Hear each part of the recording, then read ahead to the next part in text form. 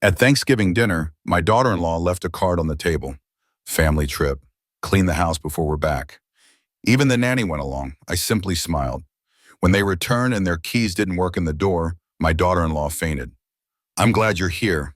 Follow my story until the end and comment the city you're watching from so I can see how far my story has reached. The humid Miami air hung heavy and thick, clinging to Elena Rodriguez's skin like a damp blanket. At 65, the heat felt less like a discomfort and more like a physical adversary. She gripped the overflowing laundry basket, her knuckles white, her breath coming in shallow gasps. The whirring of the washing machine in Mateo's utility room usually lulled her into a sense of domestic peace, a quiet rhythm she had grown accustomed to over the past 3 years. But today, it was just another drone in the symphony of her exhaustion. Her vision blurred at the edges, the vibrant colors of Sophia's designer blouses swirling into an indistinct haze. A wave of dizziness washed over her, making the small room tilt precariously. She'd sold her beloved condo, her last piece of true independence, 3 years ago. The decision had been born of love, a desire to be closer to her son, Mateo, and his wife, Sophia. It's time we all live together, Mama, Mateo had insisted, his voice warm with what she'd mistaken for genuine affection. You can help with the house, and we'll take care of you. She'd poured the proceeds of her sale into their sprawling, modern home, a significant contribution that was meant to solidify her place within their family unit, a testament to her enduring support. She had envisioned warm family dinners, shared laughter, the comforting bustle of a full house. Instead, she had become, it seemed, merely another utility. The world spun faster, colors bleeding into black. The laundry basket slipped from her grasp, spilling clothes across the cool tile floor. A sharp crack echoed in the confined space, followed by a sickening thud as Elena herself collapsed, the Miami heat finally claiming its victory. Darkness swallowed her whole. When consciousness returned, it was a slow, agonizing crawl back to the present. Her head throbbed, a dull ache radiating from her temple. A sharper pain lanced through her ribs, making every shallow breath a tiny torment. The house was unnervingly silent. No footsteps, no distant television, no chatter from Mateo or Sophia, just the hum of the refrigerator from the kitchen. She struggled to push herself up, her limbs feeling like lead. Her fingers brushed against a folded piece of paper on the small table by the laundry sink. Her son's familiar, hurried scrawl stared up at her. Mom, the note began, the word feeling cold, impersonal. Sophia's mother's birthday party was today. Couldn't miss it. You're not a baby anymore. You can handle being independent for a few hours. There's leftover pizza in the fridge. The words hit her with more force than her fall. Not a baby anymore. Independent. Leftover pizza.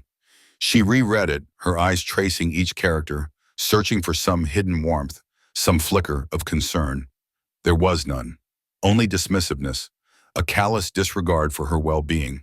A profound, icy crack spread through her chest, deeper than the pain in her ribs, shattering something precious inside her.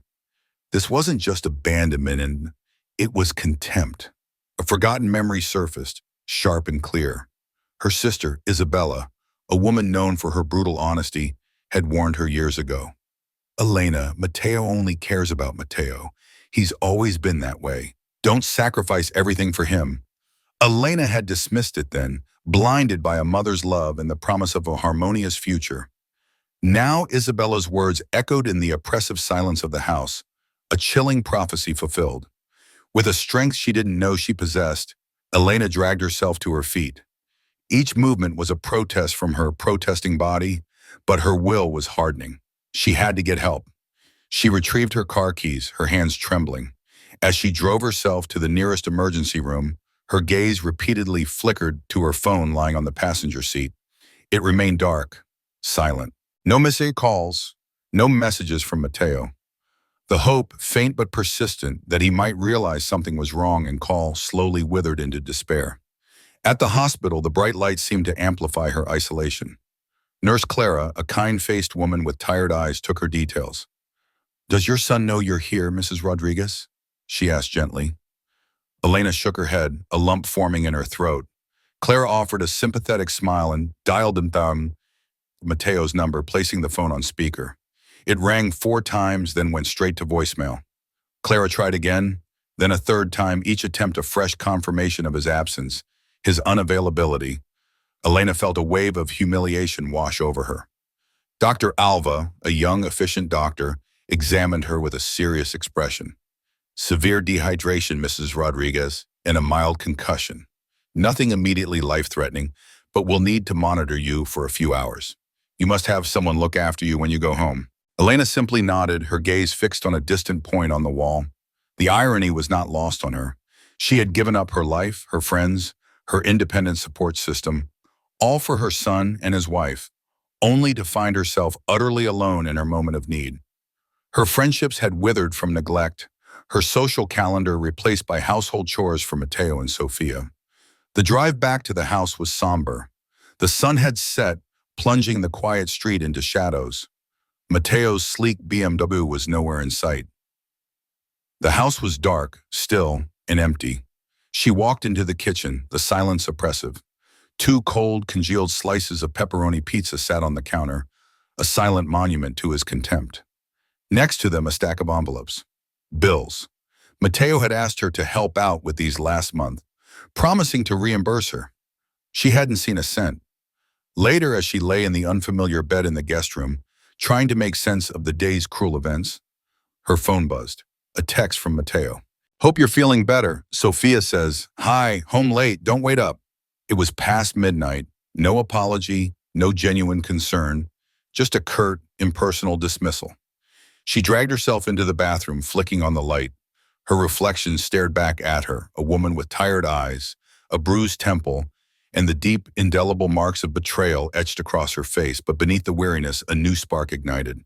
This wasn't just about the physical pain or the neglect. It was about everything she had lost, everything she had given.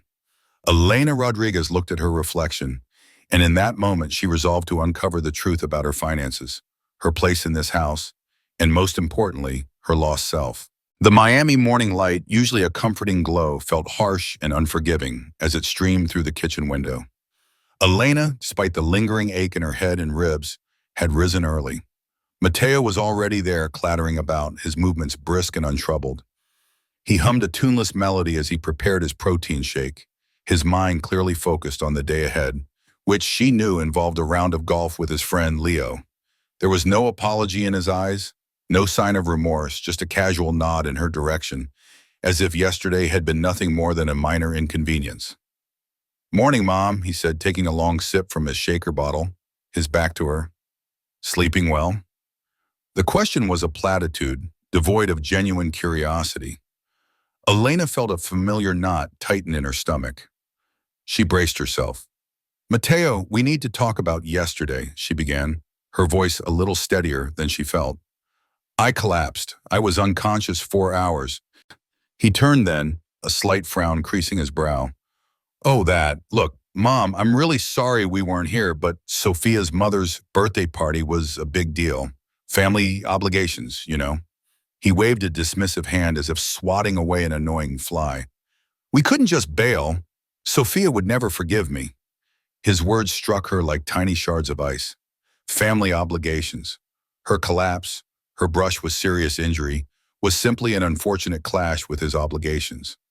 I was unconscious for hours, she repeated, trying to inject some gravity into her tone, to make him understand the severity of her situation. She watched his face, searching for a flicker of concern, a hint of guilt. Instead, a slight irritation crossed his features, a subtle tightening around his eyes. He checked his watch. Mom, I get it. It was a rough patch, but you're fine now, right? Just a little dehydrated, Dr. Alva said. You're not a delicate flower, you know. He forced a smile that didn't reach his eyes. Look, Leo's probably waiting. We have an early tea time. He picked up his golf bag, a brand new set of clubs gleaming inside. I'll be back later. Take it easy. And with that, he was gone, the front door clicking shut with a finality that echoed in the silent house. Elena stood frozen, the coldness of his indifference seeping into her bones. Not a delicate flower. He didn't even care. The anger, sharp and potent, that had simmered beneath her fear finally began to boil.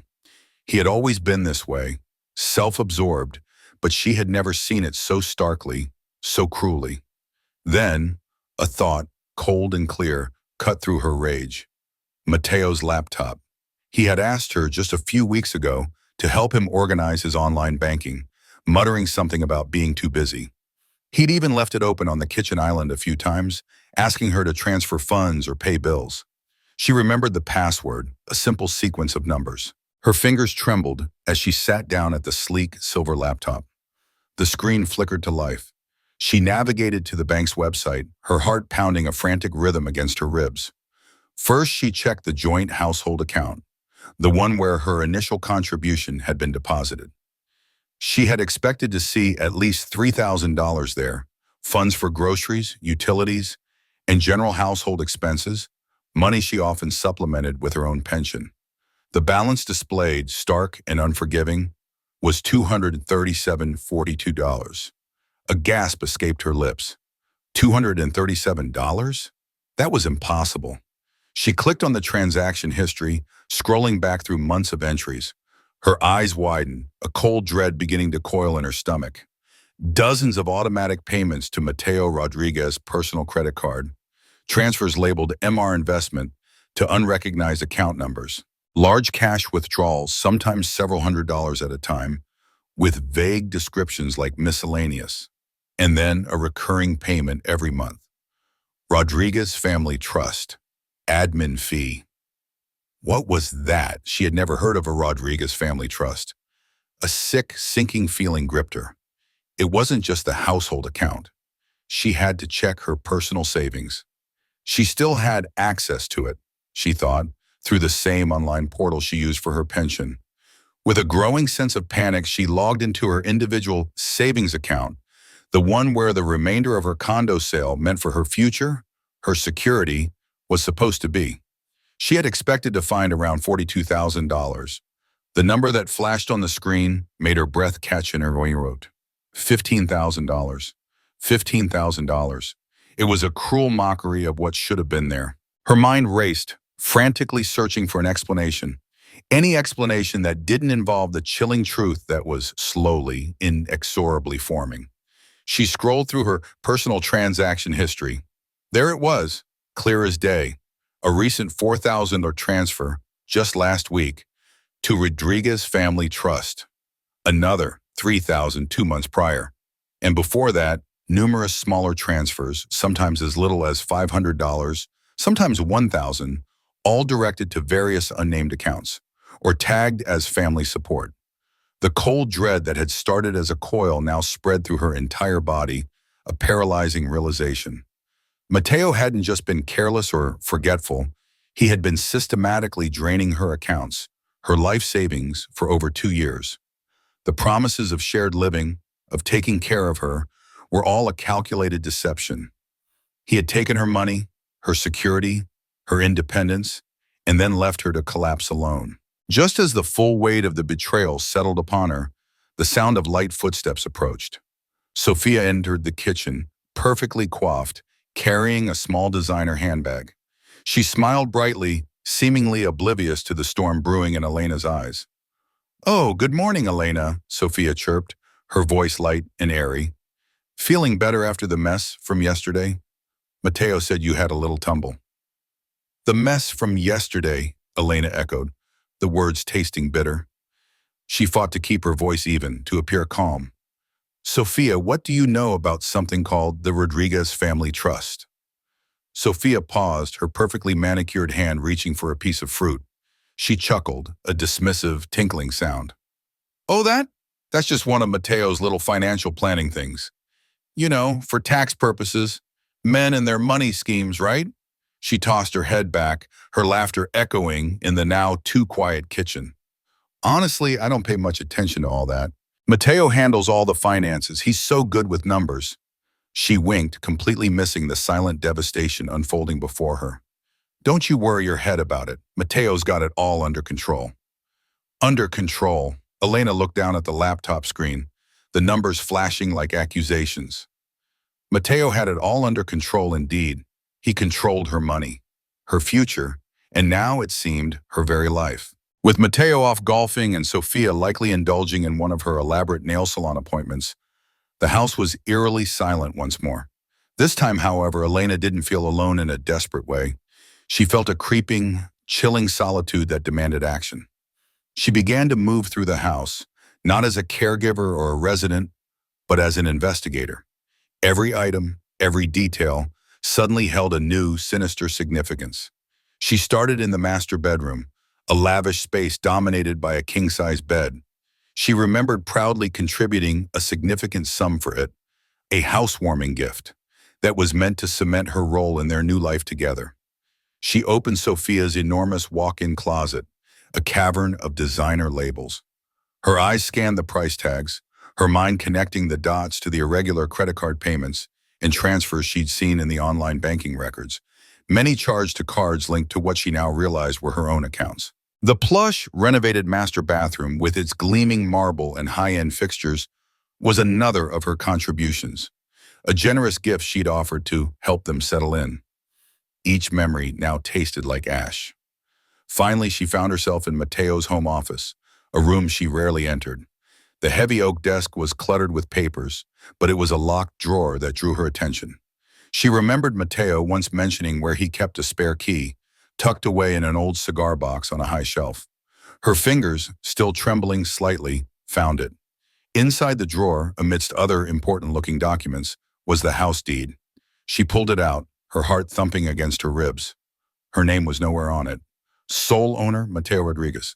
The illusion, the last tattered shred of her belief in her son's good intentions, shattered completely. This wasn't just financial assistance. It was a cold, calculated scheme, a systematic dismantling of her life, her security, all under the guise of familial love. Just then her phone rang, startling her. It was Isabella, her sister.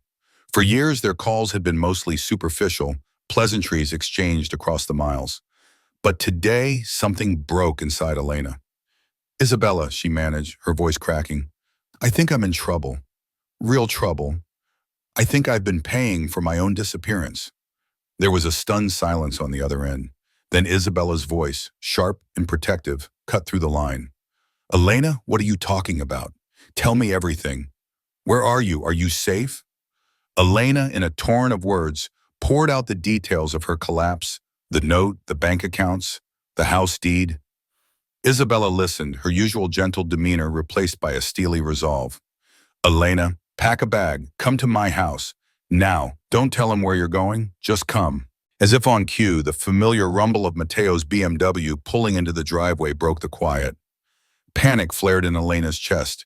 She quickly shoved the deed and the bank statements she had printed into a folder, tucking it deep inside her purse.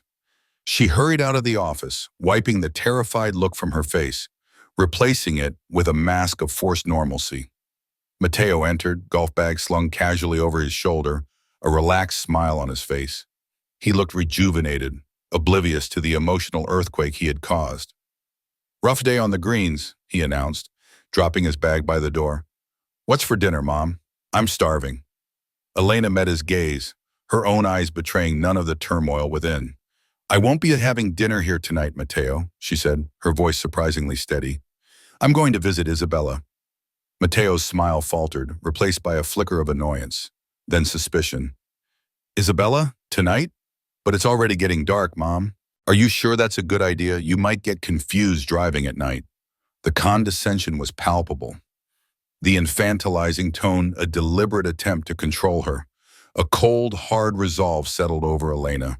She stared at him, channeling the anger and hurt into a quiet strength.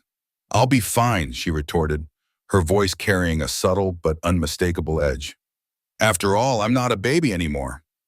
The words, a direct echo of his cruel note, hit him. His eyes narrowed, and for the first time Elena saw a hint of unease, a sliver of fear in his gaze. He recognized the sting, the quiet defiance. He didn't press the issue, merely shrugged, a forced nonchalance. "Suit yourself," he muttered, turning to head for the kitchen. As Elena drove away, the folder of incriminating bank statements clutched tightly in her purse. A profound sense of danger settled over her. She was no longer just a wronged mother. She was a victim, and her son was the perpetrator. The familiar streets of Miami felt foreign, imbued with a new sense of menace. Isabella's modest home, usually a place of quiet visits and shared memories, now felt like a sanctuary.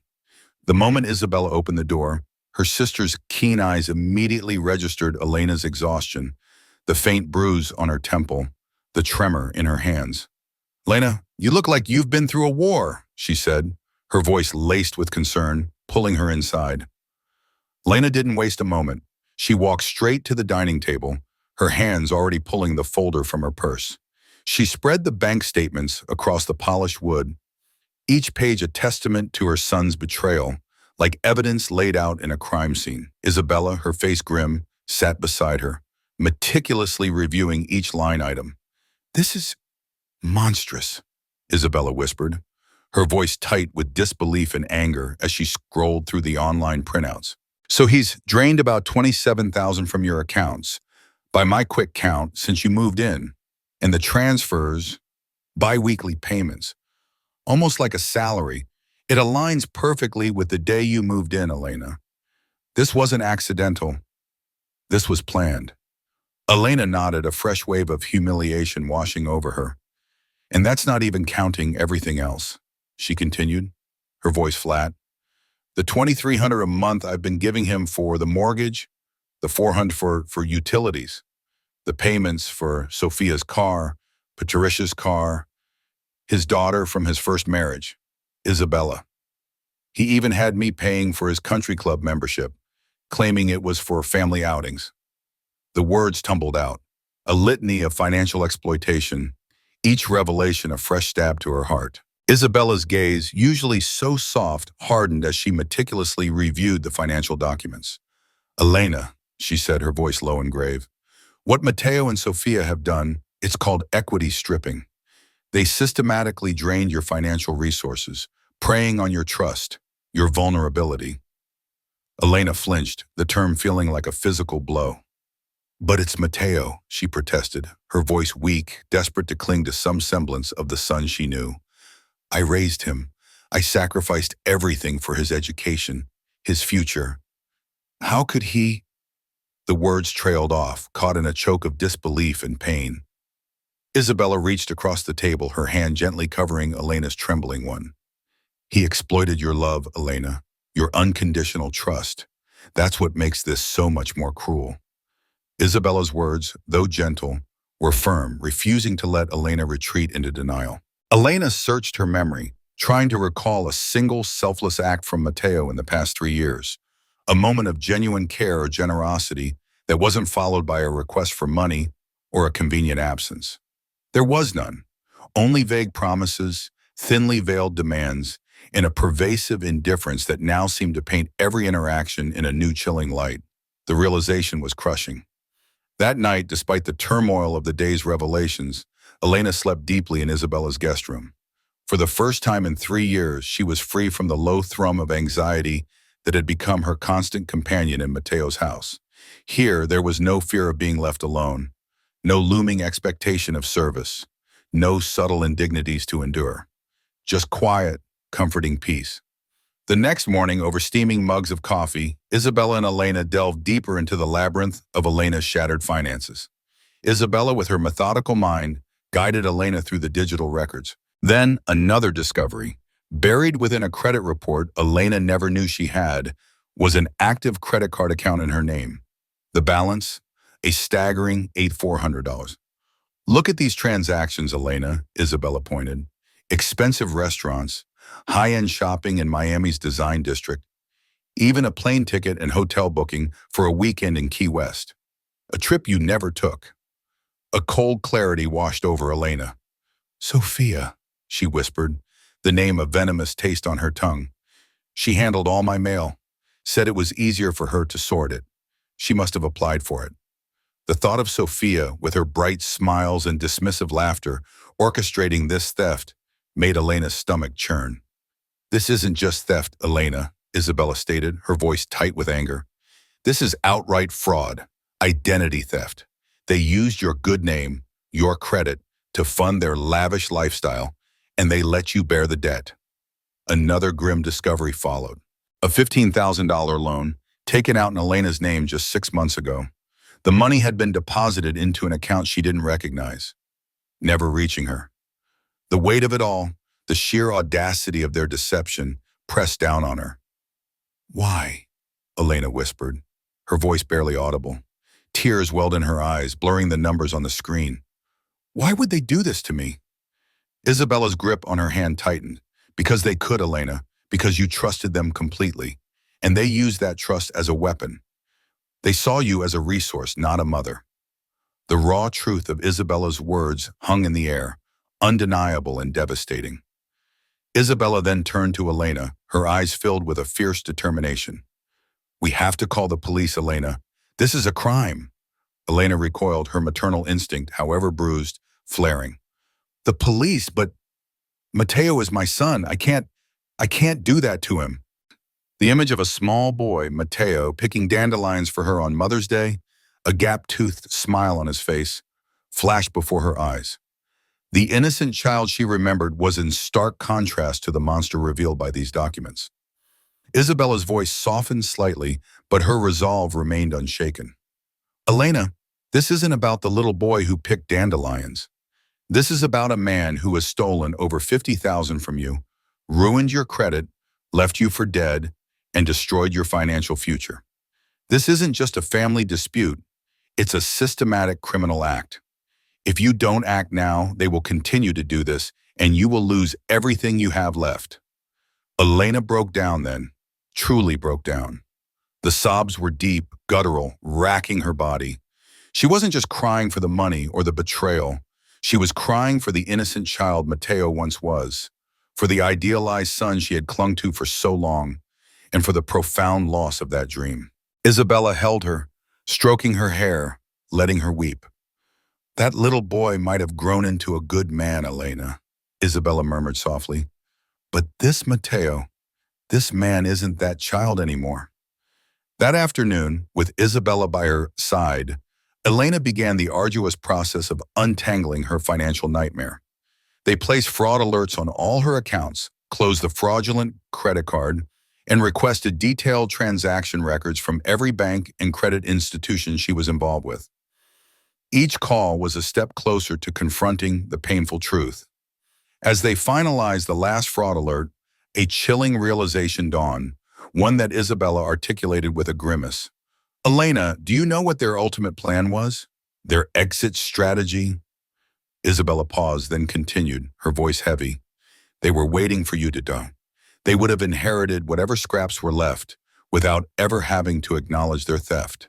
The words hung in the air, cold and stark, painting a picture of a betrayal so profound, so utterly heartless, that it left Elena speechless. The mess from yesterday wasn't just an inconvenience, it had been a close call, a preview of their ultimate design. If you're finding Elena's story as gripping as I am, please keep watching to see how she unmasks the true villains in her life. Don't forget to like this video, share it with someone who needs to hear it, and subscribe to stay tuned for the next part of this incredible journey. The words Isabella had uttered the previous day still echoed in Elena's mind, cold and precise. "I think they were waiting for you to die." The brutal honesty of it had sent a shiver down Elena's spine, but it also clicked into place, making chilling sense of so many recent memories. Elena recalled Matteo's subtle discouragement whenever she mentioned a doctor's appointment. "Are you really sure you need that, Ma? The copay is high and you just went last year. You're fine."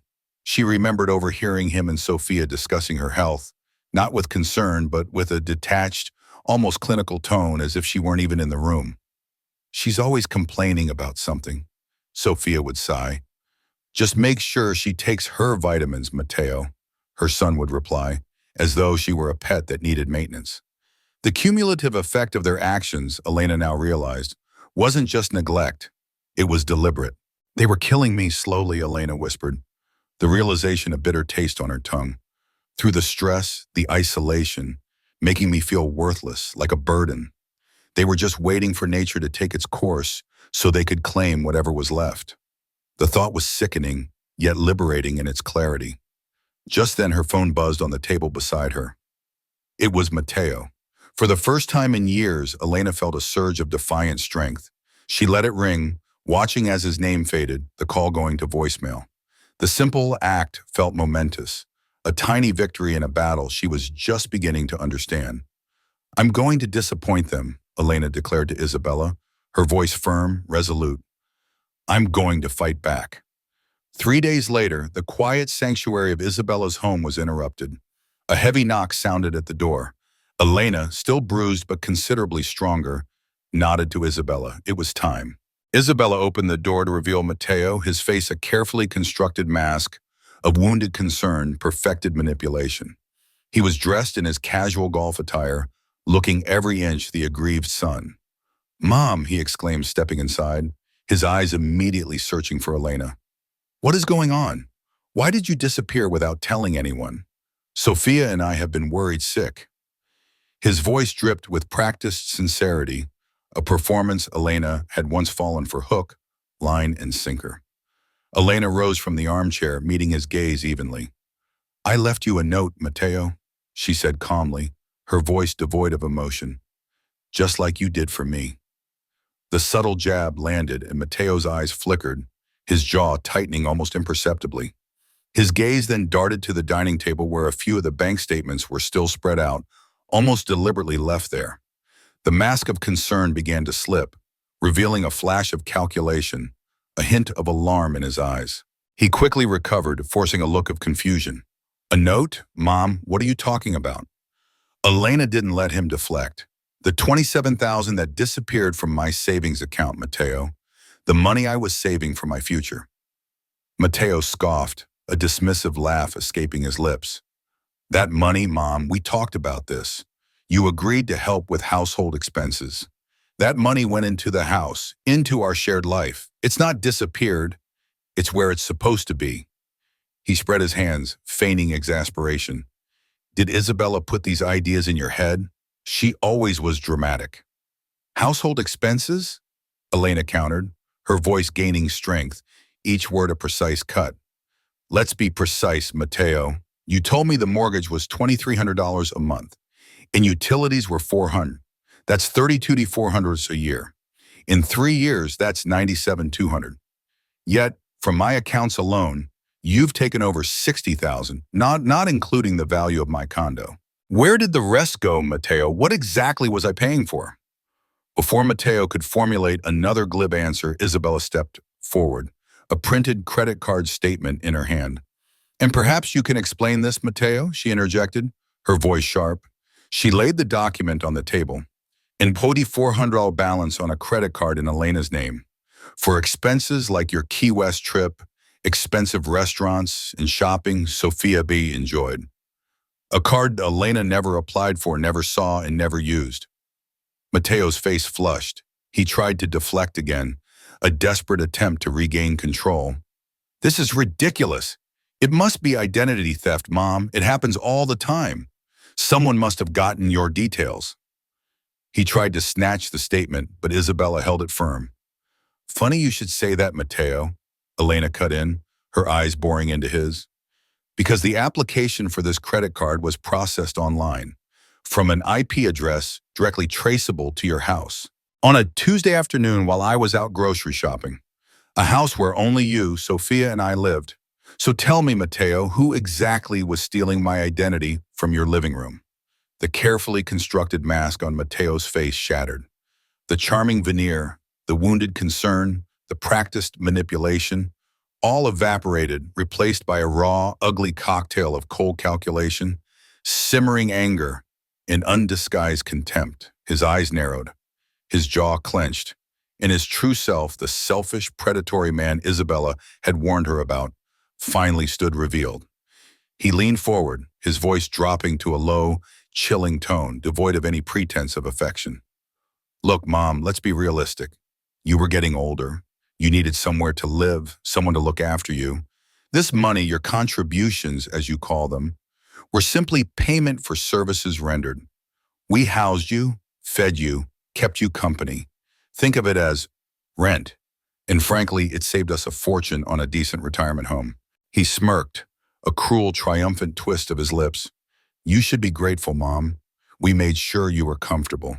Elena took a deep, shaky breath, her gaze unwavering. And what about the note, Mateo? When I collapsed, unconscious, and you just left me there with leftover pizza? You're not a baby anymore, you wrote. Was that also payment for services rendered? Mateo scoffed, running a hand through his perfectly coiffed hair. Oh, for heaven's sake, Mom, don't be so dramatic. It was Sophia's mother's birthday, a huge event in our social circle. There are certain pressures, appearances to maintain. You can't expect us to just drop everything. He looked genuinely put out, as if Elena's collapse had been a personal inconvenience to his social calendar. Isabella stepped forward, her eyes blazing. Pressures, appearances, you maintained your precious image with Elena's stolen money, Mateo, while treating her like disposable garbage. You left your own mother to fend for herself after she collapsed in your house, the house she helped you pay for. Mateo spun on Isabella, his face contorted with sudden, surprising viciousness. This is your doing, isn't it, Isabella? Filling her head with nonsense. You've always been jealous, always trying to turn her against me. Jealous? Isabella retorted, a bitter laugh escaping her lips. Jealous of what, Mateo? Your endless debt? Your predatory nature? I'm just showing Elena the truth, something you've deliberately hidden with your lies and manipulations. She gestured to the pile of documents on the table. The bank records don't lie. The fraudulent credit cards don't lie. The 15,000 loan? Do you want to talk about that too? At the mention of the $15,000 loan, a genuine flicker of alarm, untainted by pretense, crossed Mateo's face. He seemed genuinely shaken. What loan? He stammered, his eyes wide. Elena, with a quiet strength that surprised even herself, pulled out the loan documents from her folder and laid them on the table. This loan, Mateo, $15,000 taken out in my name. The money never reached my account. Mateo stared at the papers, his bravado crumbling. He swallowed hard. Okay, fine, he finally mumbled, avoiding Elena's gaze. It was for Sophia's surgeries, her nose, and her breast augmentation. He looked up, a desperate plea in his eyes. We had some cash flow problems. My commissions hadn't come through yet. It was just temporary, Mom, I swear. I was going to pay it back. Isabella let out another bitter laugh. Temporary? You expected to pay back $15,000 when you couldn't even manage your own basic expenses, let alone return the tens of thousands you'd already stolen from her? Mateo threw his hands up in exasperation. It's not that simple. The mortgage, the 2 car payments, the country club membership, Sophia's expenses. It's overwhelming. I needed the money, Mom. You had it just sitting there.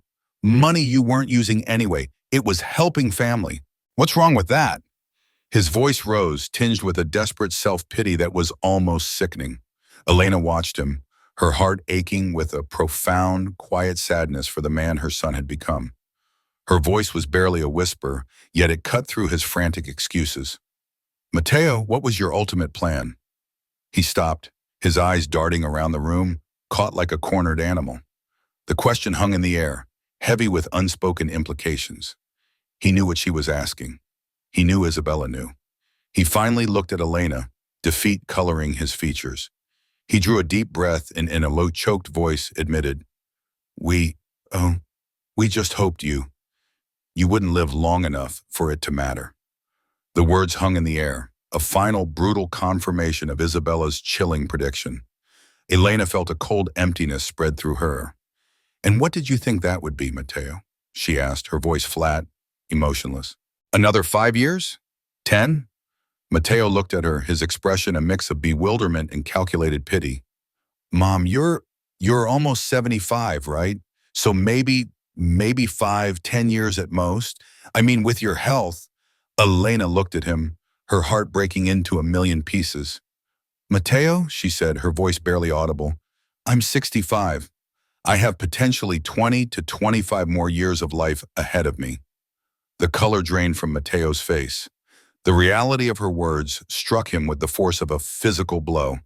20 to 25 more years. 2 more decades of systematically siphoning her money, maintaining the charade. His carefully constructed plan, based on her imminent demise, suddenly became a ludicrous, unsustainable nightmare.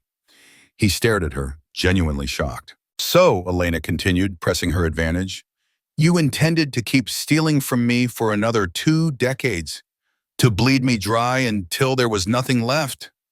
Mateo stumbled backward, shaking his head frantically. No, it's not like that, Mom. It's not fraud when it's family. You raised me. You owe me. His voice was a pathetic whine, the last vestiges of his self-justification unraveling into desperate accusations. Elena looked at him, truly seeing him for the first time in years. The man standing before her was not the son she had raised, not the child who picked dandelions. He was a stranger, a predator, cloaked in filial piety, utterly consumed by his own greed and entitlement. A profound sadness, heavier than any anger, settled over her. She silently began gathering her documents, her decision firm. There was nothing left to say, nothing left to salvage. The profound sadness Elena felt for Mateo was quickly being replaced by a steely resolve. She looked at him, truly seeing him for the calculating opportunist he had become. You ask why, she said, her voice calm but resonant with a newfound authority. Let me tell you why I'm here, Mateo. 3 years ago, I had $167,000 in savings. I owned a paid-off condo worth $85,000. I had no debt. I was financially secure. She paused, letting the numbers sink in. Now, she continued, after 3 years living in your care, I have $62,000 in savings. I own no property. I have $8,400 in fraudulent credit card debt and a $15,000 personal loan that you took out in my name. In 3 years, Mateo, you and Sophia have reduced my net worth by over $200,000. The sheer magnitude of the loss, articulated so plainly, hung in the air, undeniable. Mateo stared at her, dumbfounded. He hadn't bothered to do the math, had just taken and taken and taken. At that rate, Elena pressed on, I would have been completely bankrupt within 4 years. Destitute, a burden, just as you planned. She looked at him, her gaze unwavering. And then what? You would have taken care of me as you promised? She let out a bitter laugh. The way you took care of me when I collapsed on your laundry room floor? The way you left me alone without even a call?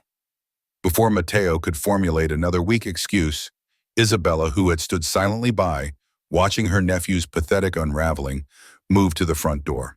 She pulled it open, her stance firm. Get out, Mateo, she said, her voice a low, dangerous growl. You're done here. Mateo, finally realizing the gravity of his situation, panicked. He turned back to Elena, his face pleading, desperate. Mom, no, please don't do this. Come home. We can work this out. We can set up a budget. I'll make it right, I swear. He reached out a hand as if to touch her, but Elena recoiled. A budget? Elena repeated, a faint, humorless smile playing on her lips. Yes, Mateo, I think a budget is an excellent idea. She paused, letting his hopeful expression build, then delivered the final, crushing blow. I'm cutting off your allowance. His jaw dropped. He looked utterly bewildered, unable to comprehend that his source of easy money was gone. Elena walked past him, a quiet strength in her stride, ignoring his frantic, stammering questions about her future, about where she would live, what she would do. Those questions were no longer his concern. As Isabella drove away, Elena sitting beside her, she felt a powerful sense of clarity wash over her. The hurt was still there, a deep, festering wound, but it was now overlaid with a fierce determination. She would get her money back, every single penny, and she would ensure that Mateo and Sophia could never do this to anyone else. Her first call was to David Lee, her old financial advisor, a man she had implicitly trusted with her life savings for decades before Mateo had convinced her to consolidate everything. David listened patiently, his voice growing sterner with each detail Elena recounted. He promised to help. Over the next 2 weeks, the meticulous work began.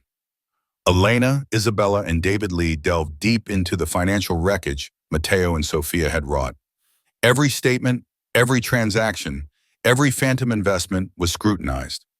David Lee, a seasoned veteran in financial forensics, uncovered the true nature of the Rodriguez family trust. It was not a legitimate financial instrument for tax purposes. as Sophia had claimed. It was a shell entity, cunningly established using Elena's social security number, without her knowledge or consent. They had used it to funnel money, creating fake expenses and phantom investments to justify the massive transfers from Elena's accounts. A sickening revelation surfaced. 12,000 that Matteo had claimed was invested in safe municipal bonds was actually traced directly to Matteo's personal checking account. The funds had then been used for luxury car leases, extravagant dinners at high-end restaurants, and a lavish week-long vacation in the Bahamas. Elena remembered that Christmas vividly. Matteo and Sophia had told her they were attending a critical work conference and had left her alone in the big, empty house with a frozen dinner and a dismissive text. The betrayal felt like a fresh stab. They also discovered a pattern of credit manipulation. Matteo and Sophia had exploited Elena's excellent credit score to secure a series of smaller loans, often just under the threshold that would require a cosigner. They would then make a few payments, just enough to prevent immediate default, before letting the loan go into arrears, impacting Elena's credit, but never so severely that it prevented them from taking out another loan using her name later. It was a carefully orchestrated cycle of financial abuse, designed to extract every last drop of her financial well-being. The depth of their deception was truly staggering. The deepest, most chilling layer of their deception unraveled in David Lee's office, a discovery that solidified Elena's resolve beyond any doubt. During their meticulous review of her personal records, David found that Matteo had not only listed Elena as his emergency contact, but had also designated himself as her healthcare proxy. This gave him full access to her medical information, granting him a terrifying level of control over her health decisions, all without her knowledge or consent. And then, the final, most horrifying revelation: Matteo had signed her up for several supplemental death insurance policies, without her knowledge, without her signature. The total payout exceeded $200,000. Matteo and Sophia were listed as the sole beneficiaries. The premiums, of course, were conveniently deducted directly from Elena's own accounts. Elena sat in David's quiet office, the evidence spread out before her like an indictment. The policies, the healthcare proxy, the systematic draining of her funds, the neglect. It was all a cold, calculated plan to profit from her eventual death, hastened by their neglect if possible. This wasn't just greed, it was outright malice. It was calculated cruelty. The sadness she had felt for Matteo evaporated, replaced by a cold, clear, unwavering resolve. David gently laid out her options: criminal charges for fraud, identity theft, and elder abuse, civil litigation to recover her stolen assets, and various protective measures to ensure her safety and financial independence. Elena listened, absorbing every detail. "I want to play a game," she finally stated, her voice steady, "where they don't know the rules." Her transformation began immediately. It started subtly, a quiet rebellion. She went shopping not for necessities, but for herself. A vibrant silk scarf, a new pair of stylish eyeglasses that framed her face, highlighting her sharp eyes. She booked an appointment at a reputable salon, shedding the tired, utilitarian hairstyle she'd maintained for years, opting for a chic, modern cut that framed her face with a newfound confidence. She started to reclaim her appearance, and with it, her sense of self. Then she made the call. Her voice was confident, calm, completely devoid of the usual maternal deference Matteo expected. "Matteo," she said, "I now understand our relationship perfectly. You see me as a source of income, not as your mother." There was a stunned silence on the other end, then his fumbling attempts to backtrack, to manipulate. Elena listened for a moment, then simply hung up. Working closely with David Lee, Elena systematically changed all her banking passwords. She removed Matteo's access from every account he had gained control over. She opened new accounts at a completely different bank, ensuring a clean break. She also began the process of revising her will, meticulously documenting not just the financial abuse, but also the emotional manipulation, the isolation, the sheer predatory nature of Matteo and Sophia's actions. A profound realization dawned on her during this process. Matteo and Sophia were far more dependent on her than she was on them. Her contributions, her stolen money, had been funding their entire lavish lifestyle. Without her, their house of cards would collapse. This gave her an unexpected, powerful advantage. She began to strategically plant subtle signs of vulnerability. A wistful comment to Isabella about missing her old life, a feigned sigh about feeling a bit lost. It was just enough to make them believe their isolation tactics were working, that she was crumbling, ripe for their renewed help. The bait worked. A few days later, Sophia appeared at Isabella's doorstep, her eyes red-rimmed, a picture of feigned distress. "Elena, you have to come home," Sophia cried, launching into a theatrical display of tears. "Matteo is absolutely heartbroken. He's been beside himself with worry. He just wants you back. He misses you so much." She poured out practiced remorse, painting Matteo as a penitent son, yearning for his mother's return. She then moved into the next phase of their plan, her voice dropping to a conspiratorial whisper. "He even said he'd be willing to manage your finances better. More structured, you know? So nothing like this happens again." The unspoken intention was clear: to formalize their control, to ensure her assets remain theirs. Elena, playing her part with exquisite precision, hesitated, her posture still slightly stooped, her gaze uncertain. I don't know, Sophia. I'm just so confused." She let out a fragile sigh. Perhaps we could have dinner, just to talk." Isabella, observing the charade, looked at Elena with a worried frown after Sophia left. "Are you sure about this, Elena? Going back there?" Elena met her sister's gaze, a quiet fire burning in her eyes. "I'm not the same woman who collapsed in their living room 2 weeks ago, Isabella," she said, her voice firm, resolute. She walked to the window, looking out into the twilight, a faint smile playing on her lips. "I'm planning to give them exactly what they deserve, the truth about who they've been dealing with all along." The next evening would be a reckoning. Elena pulled up to Matteo's house, the familiar Miami mansion now imbued with a sinister aura. As she stepped out of Isabella's car, a faint aroma of rosemary and garlic wafted from the open windows, her favorite pot roast, no doubt. The house, usually a whirlwind of casual clutter, was immaculate, candles flickering softly in the living room, casting warm, inviting shadows. It was a scene of calculated domesticity, designed to lure her back into their web. Matteo and Sophia rushed to the door, their faces a tableau of feigned relief and affection. Sophia enveloped her in a hug that felt more like a poi, while Matteo clapped her on the back with theatrical concern. "Mom, thank goodness you're back. We were so worried," Matteo exclaimed, his voice thick with unearned emotion. Elena just smiled, a small, knowing curve of her lips. Her eyes, however, immediately darted to a stack of pristine papers beside Matteo's plate on the dining table, visible through the archway. Her suspicions were confirmed. Dinner was a charade of cheerful small talk. Sophia prattled on about their golf game.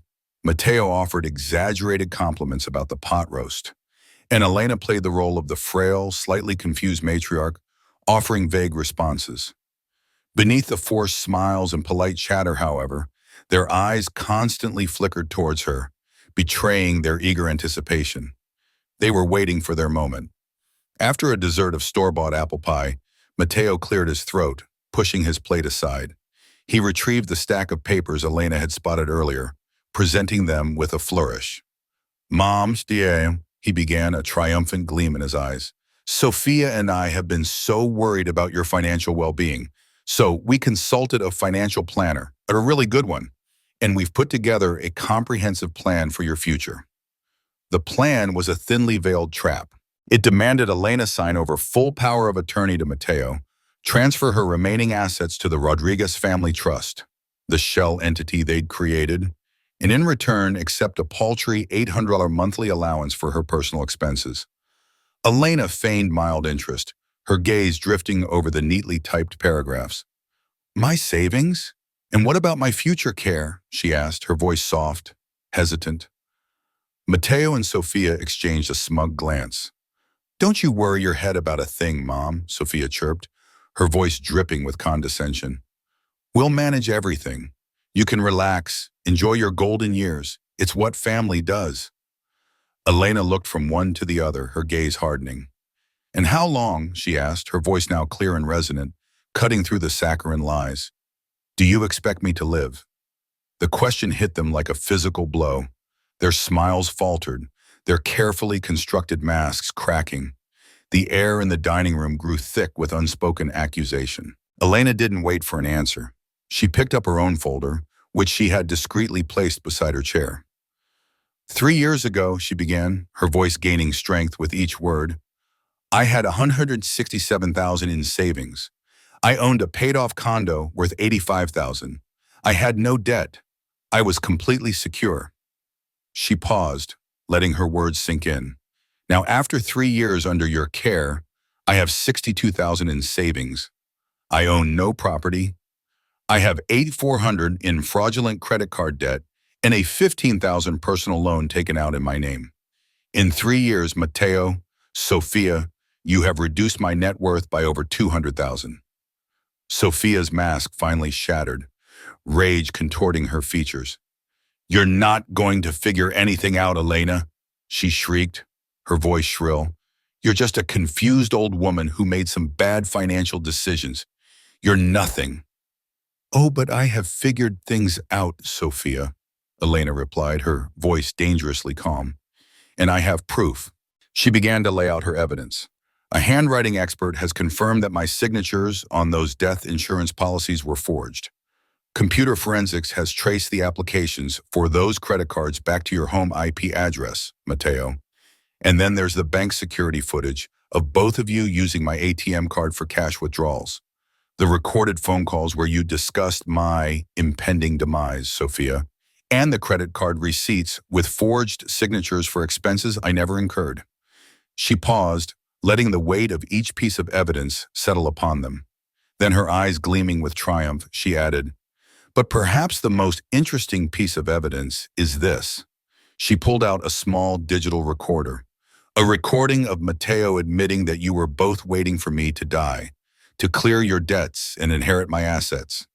Matteo's chair crashed backward as he sprang to his feet, his face ashen. You recorded us? He stammered, his eyes wide with disbelief and terror. Sophia, her face purple with fury, lunged forward. You scheming you played us, she shrieked, venom dripping from every word.